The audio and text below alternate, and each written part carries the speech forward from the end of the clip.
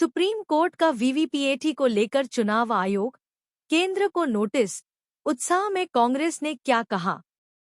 Justice BR Gavai और justice Sandeep Mehta की bench ने ये notice association for democratic reforms ADR की ओर से दायर की गई याचिकाओं के संदर्भ में जारी किया है। याचिका में मांग की गई थी कि सभी वीवीपीएटी पर्चियों का मिलान किया जाए। शीर्ष अदालत 17 मई को मामले की सुनवाई कर सकती है। सुप्रीम कोर्ट ने voter verified paper audit trail VVPAT को लेकर एक नोटिस जारी किया है। नोटिस केंद्र सरकार और चुनाव आयोग को भेजा गया है। Supreme court notice to election commission and centre. Justice BR Gavai और जस्टिस संदीप मेहता की बेंच ने ये notice association for democratic reforms ADR की ओर से दायर की गई याचिकाओं के संदर्भ में जारी किया है। याचिका में मांग की गई थी कि सभी वीवीपीएटी पर्चियों का मिलान किया जाए।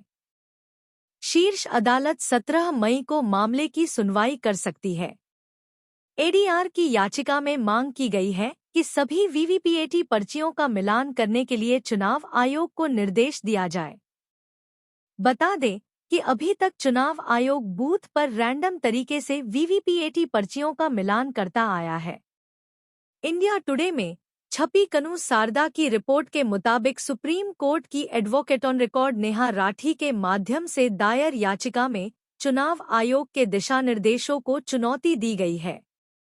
याचिका में तर्क दिया गया कि यदि एक साथ सत्यापन किया गया और अधिक संख्या में अधिकारियों को तैनात किया गया तो प्रत्येक विधानसभा क्षेत्र में वीवीपीएटी की गिनती 5 से 6 घंटे में की जा सकती है। एडीआर की याचिका में ये भी बताया गया कि सरकार ने 5,000 करोड़ रुपए खर्च कर लगभग 24 लाख वीवीपीएटी मशीनें खरीदी थी, जिसमें से लगभग 20,000 वीवीपीएटी पर्चियों को ही वेरीफाई किया जाता है। कांग्रेस ने सराहना की। कांग्रेस ने वीवीपीएटी पर्चियों की पूरी गिनती की मांग से जुड़े सुप्रीम कोर्ट के नोटिस को चुनाव के लिहाज से पहला महत्वपूर्ण कदम बताया। पार्टी की तरफ से कहा गया कि इस मामले पर लोकसभा चुनाव शुरू होने से पहले फैसला किया जाना चाहिए। एक्स पर एक पोस्ट में कांग्रेस महासचिव जयराम रमेश ने कहा, सुप्रीम कोर्ट ने आज वीवीपीएटी मुद्दे पर चुनाव आयोग को नोटिस जारी किया है।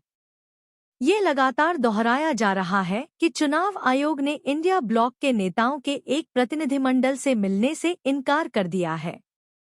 ये प्रतिनिधिमंडल ईवीएम में जनता का विश्वास बढ़ाने और चुनावी प्रक्रिया की अखंडता सुनिश्चित करने के लिए 100% वीवीपीएटी की मांग कर रहे हैं।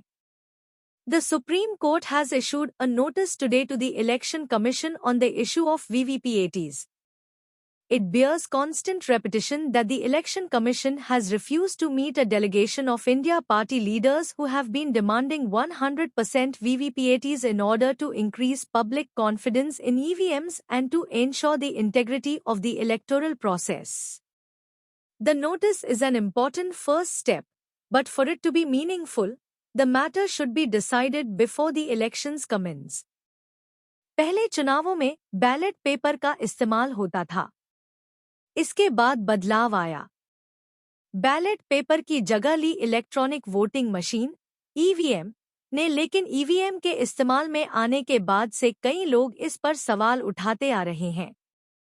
बैलेट पेपर पर ठप्पा मारा जाता था, साफ नजर आता था कि वोट किसे पड़ा, वहीं ईवीएम में सारा काम भरोसे का होता है।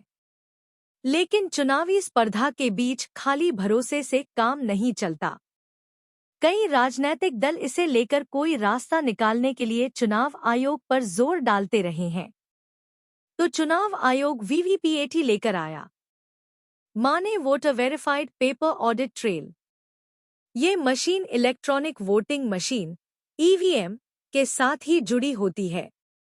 इससे हर वोट की एक रसीद निकलती है, जिसे वोटर देखकर तसल्ली कर सकता है कि उसने जिस कैंडिडेट के नाम के आगे का बटन दबाया, वोट उसे ही पड़ा।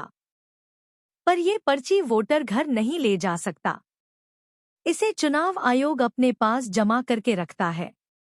इसका फायदा ये है कि वोटों की गिनती के दौरान अगर विवाद हो जाए तो इन रसीदों को गिनकर फैसला किया जा सकता है।